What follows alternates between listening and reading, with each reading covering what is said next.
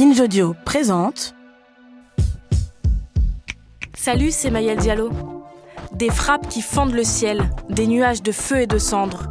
Toutes ces métaphores pour décrire des bombardements violents, bien sûr accompagnés d'images sensationnelles, c'est devenu un classique du récit des journalistes de guerre. Par exemple, ça fait plus de 70 ans qu'on voit des photos du conflit israélo-palestinien dans les médias, 10 ans pour la guerre en Syrie, mais c'est pas pour ça qu'on s'y habitue. Parce que la photo de guerre, ça informe, certes, mais ça choque également.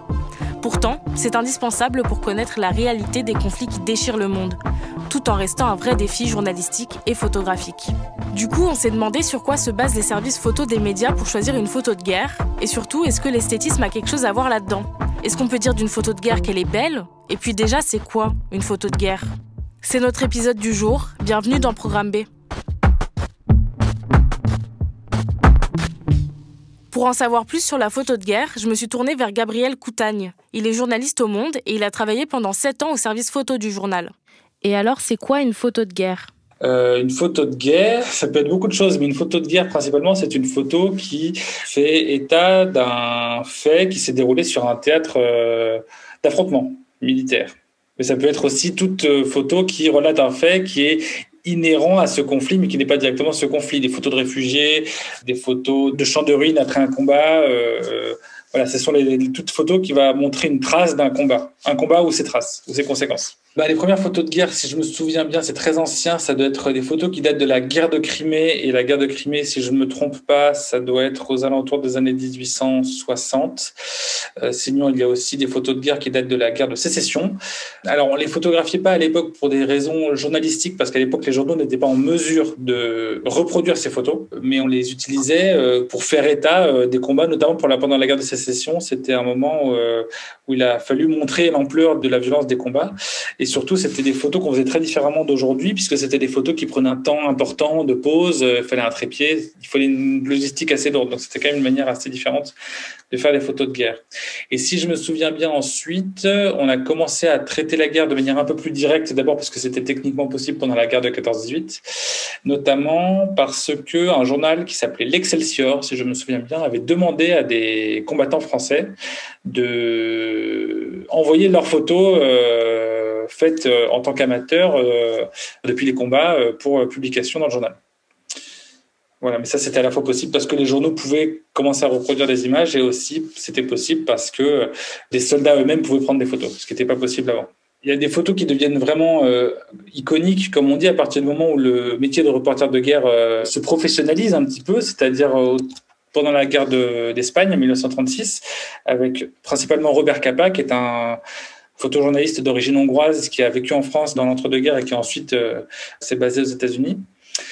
Et donc, il n'était pas tout seul. Il y avait aussi un autre photographe qui s'appelait Chim et un autre photographe qui s'appelait Gardataro. Ils étaient 3 à couvrir ce conflit-là. Et donc, ce conflit a été le premier à être vraiment vu à travers des images faites par des professionnels. Et donc, avec des images très, très fortes. Il y a le soldat qui tombe, par exemple, qui est une photographe très forte et controversée, mais qui est quand même une photographie très forte.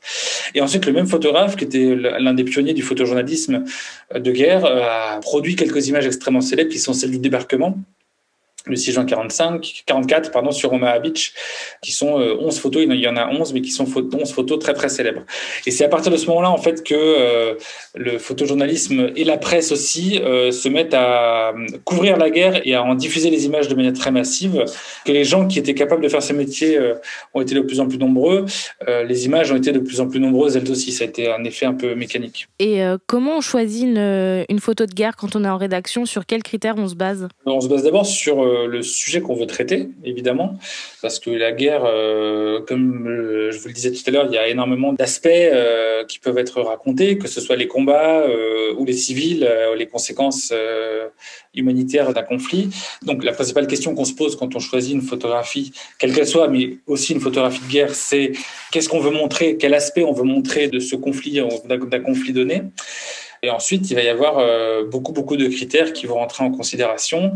La lisibilité de l'image, comment elle est compréhensible, comment elle est structurée. Donc, en fait, tout ça, ça relève un peu aussi d'une dimension esthétique. Sans vouloir dire que la guerre, c'est beau, il faut que l'image soit lisible. Donc, il y a des critères qui sont visuels. Je préfère visuel plutôt qu'esthétique d'ailleurs. Bon, il y a évidemment des critères journalistiques purs qui sont qu'on va vérifier la véracité du moment, etc. Le fait que la photo reflète bien ce qu'on essaie de raconter, parce que une photographie, c'est un prélèvement. Donc, il faut bien que la photographie ne trahisse pas ce qui s'est passé réellement sur le terrain par rapport à ce qu'on souhaite raconter. Et il y a un dernier critère qui est quel degré de violence on est en mesure de montrer par rapport au sujet. Et ça, c'est un sujet qui est très compliqué parce que la violence, on ne la mesure pas de la même manière selon le conflit qu'on traite, selon qui sont les victimes, selon le rapport qu'on a individuellement avec ces images-là. Donc, c'est toujours un sujet qui amène à beaucoup de discussions. La violence d'une image, qu'est-ce que c'est m'est arrivé d'avoir une conversation, c'est pas pour une photo de guerre, c'était pour la photo d'Aylan, où on s'est beaucoup posé la question de la publier ou de pas la publier, et on était tous choqués de cette image, bien sûr, mais les réactions étaient encore plus fortes de la part de gens qui avaient même des enfants. Donc, par exemple, voilà, on peut avoir une discussion, aborder des images différemment selon qu'on a des enfants ou pas, il y a quelque chose d'un peu intime aussi dans la manière dont on évalue une image. Tous ces critères-là rentrent en considération quand on choisit une image de guerre.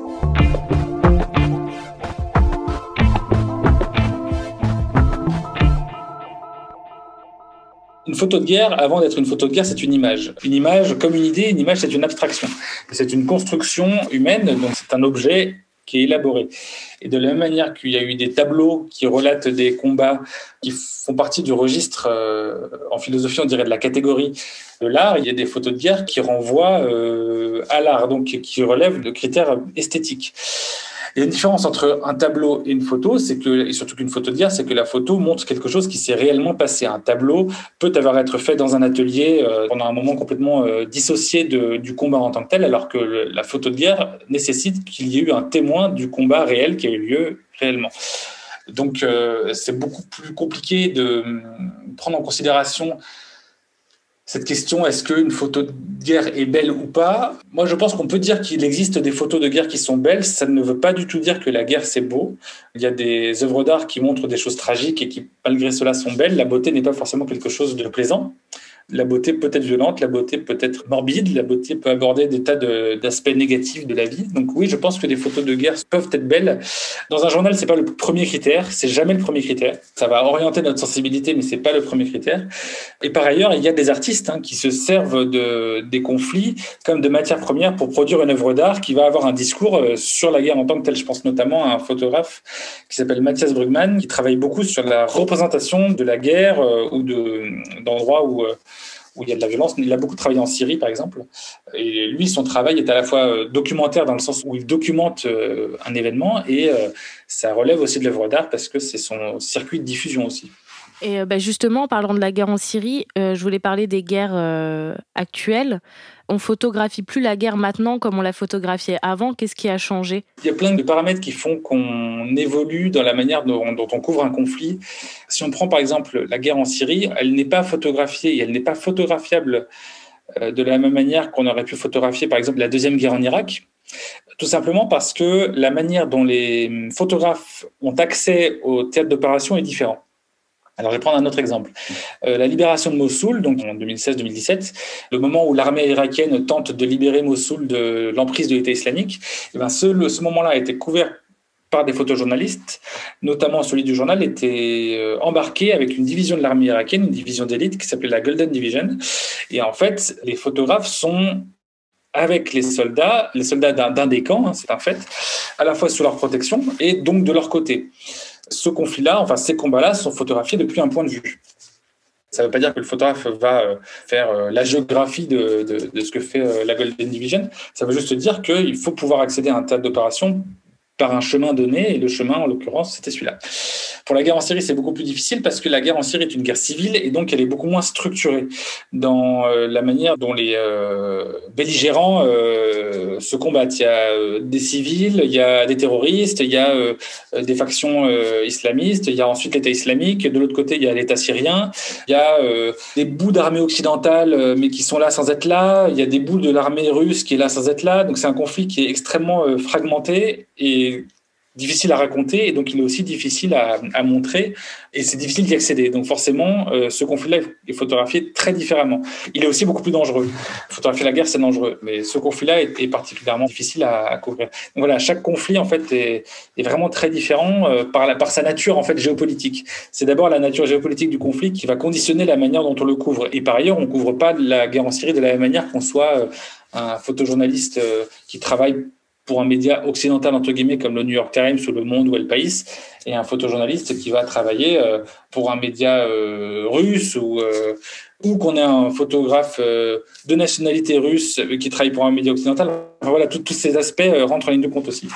Comment la multiplication des images, donc tout ce qui est smartphone, etc., que les gens sur place ont, ça affecte le travail des photographes professionnels maintenant? C'est très variable parce que ce sont des documents qui sont de nature très différente. Enfin, au journal Le Monde, en tout cas, on les considère comme des matières extrêmement différentes. Je pense par exemple à la guerre en Syrie où il y a eu beaucoup d'images de civils qui ont été diffusées sur les réseaux sociaux et qui ont été publiées en tant que documents pour raconter ce que c'est que de vivre sous des bombardements, les hôpitaux qui sont enterrés dans les sous-sols, etc., l'école dans les sous-sols aussi. Enfin voilà, on a beaucoup d'images de ce type parce que aussi le manque de photojournalistes qui couvraient la Syrie nécessitait pour les civils en tout cas de recourir à d'autres moyens pour raconter ce qui leur arrivait. Donc ça, c'est un premier aspect, des images qui ont un caractère documentaire. Après, ça dépend des conflits. Il y a un conflit où les images qui provenaient des gens dans la rue ont une importance assez forte. C'était notamment sur Maïdan, enfin en Ukraine, pendant le soulèvement à Kiev, où là, il y avait à la fois énormément de photojournalistes occidentaux parce que c'est accessible, parce que c'est un conflit extrêmement fort et parce que c'est un conflit qui intéresse beaucoup les médias occidentaux parce que c'est une question qui tourne autour de l'orientation de l'Ukraine vis-à-vis de l'Union européenne, etc. Enfin, c'est ça l'origine du sujet. Et là, il y avait effectivement beaucoup de photographies qui provenaient des gens qui étaient sur le terrain, enfin des insurgés, parce que c'était la population ukrainienne contre la police, en gros, et l'armée. Il n'y a jamais de concurrence directe parce que ce sont toujours des documents qui sont de nature différente. Donc, elles nourrissent notre compréhension de ce qui se passe sur le terrain et elles nourrissent la compréhension que les photojournalistes aussi ont sur le terrain, mais elles ne sont pas concurrentes. C'est vraiment des images de nature différente. C'est le cas aussi pour les manifestations, c'est le cas pour tout un tas de choses. Hein. En tout cas, on essaie de les considérer, on les considère comme des documents de nature totalement différente. Et je voulais parler aussi du conflit israélo-palestinien. Donc, on voit beaucoup d'images de ce conflit en ce moment, des images qui sont souvent presque stylisées, en fait, et même au niveau des légendes qu'on voit dans la presse. Est-ce que ça transmet, du coup, plus que de l'information pure quand on décrit des frappes comme fendant le ciel, etc., ce genre de choses? Effectivement, les images qui peuvent être plus ou moins stylisées, et ça, c'est courant parce que les photographes travaillent avec des sensibilités visuelles. C'est une matière visuelle, donc forcément, il y a une dimension esthétique dans la manière dont on reçoit et dont on construit un document visuel, enfin une image. Effectivement, il y a des légendes qui vont pousser le curseur plus ou moins loin pour accentuer cet effet ou pour l'atténuer. Et ça relève vraiment de la ligne éditoriale du média en question, de la manière dont on veut aussi rendre palpable la violence d'un combat ou pas. C'est pas la même chose d'avoir une légende très... ça n'existe pas une légende neutre, mais on n'est pas neutre. Quand on est journaliste, on essaie de prendre de la distance, mais la neutralité, c'est très difficile à atteindre. L'objectivité aussi, c'est quelque chose de très difficile à atteindre. Donc, il y a des légendes qui vont plus ou moins accentuer ou mettre l'accent sur un événement ou sur un aspect de l'image plutôt qu'un autre. Ça relève à la fois de la ligne éditoriale, ça relève aussi de l'émotionnel. Je pense, en tout cas c'est mon sentiment, parfois on est tellement frappé quand on légende une image qu'on va la légender de manière dramatique parce qu'on la reçoit comme quelque chose de dramatique. Ça, c'est quelque chose qui, à mon avis, est lié à nos sensibilités à chacun et à chacune. Mais c'est vrai que c'est difficile parce que le rapport texte-image, il y a des milliers et des milliers de pages de philosophie, de sémiologie qui ont été écrites sur ce sujet-là. Hein. Le rapport texte-image, c'est quelque chose de très, très compliqué. Et effectivement, il peut y avoir des effets qui sont même pas forcément voulus, qui arrivent quand on légende de telle ou telle manière une image. Encore plus, le conflit israélo-palestinien, c'est un conflit qui a une place à part dans les conflits, d'abord parce qu'il existe depuis extrêmement longtemps, qu'il cristallise énormément de sujets en termes de géopolitique qui embarquent avec eux l'Union européenne, la France, les États-Unis, la Russie, l'Iran. Enfin voilà, c'est quand même un conflit régional extrêmement important et qui tire ses racines extrêmement loin dans l'histoire du bassin méditerranéen.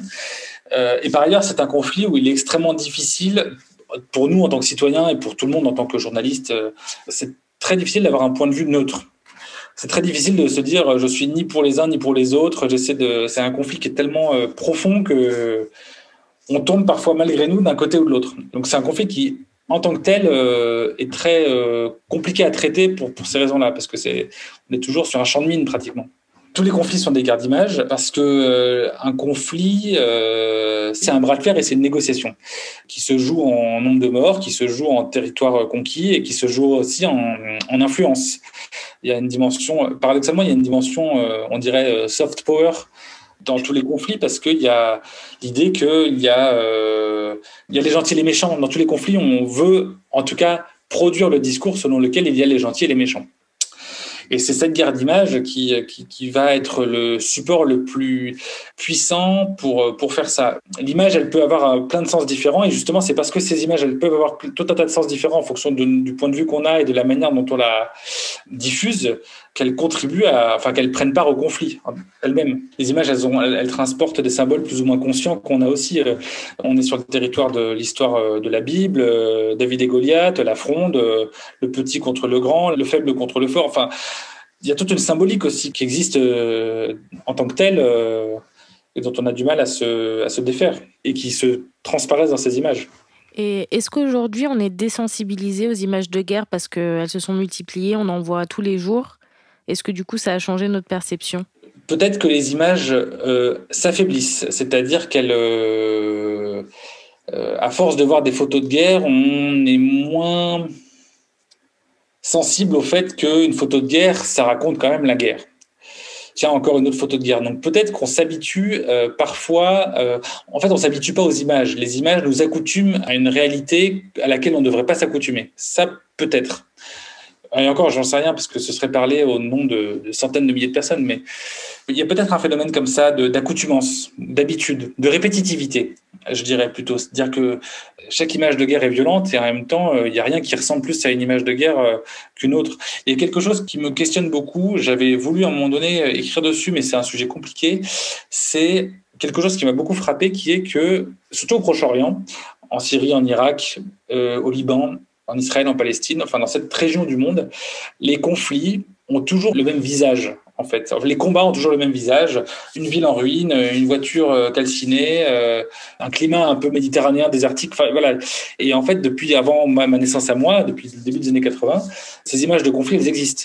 Et ça fait 40 ans que dans cette région du monde, il y a des conflits. Donc on est complètement accoutumé au fait que cette région du monde est associée à des images de ce type.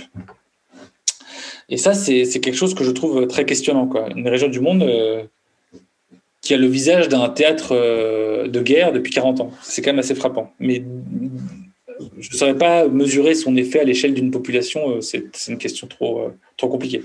Et finalement, pourquoi c'est important de montrer la guerre, de continuer à montrer la guerre? Ma réponse, elle va être la réponse d'un journaliste. On se doit de continuer à montrer la guerre parce que c'est ce qui se passe. Si on devait montrer le fait que Israël et Palestine finissent par s'entendre et faire la paix, ben c'est ce qu'on montrerait. Mais c'est pas ce qui se passe. Donc, ce qui se passe, c'est la guerre. Donc, il faut qu'on le montre. La guerre est un fait. Et parce que la guerre est un fait, on est en devoir de raconter ce qui se passe.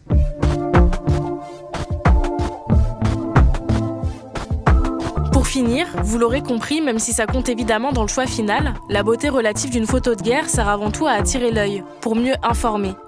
Merci à Gabriel Coutagne pour ses réponses. Programme B, c'est un podcast de Binge Audio préparé par Lorraine Bess, réalisé par Mathieu Thévenon.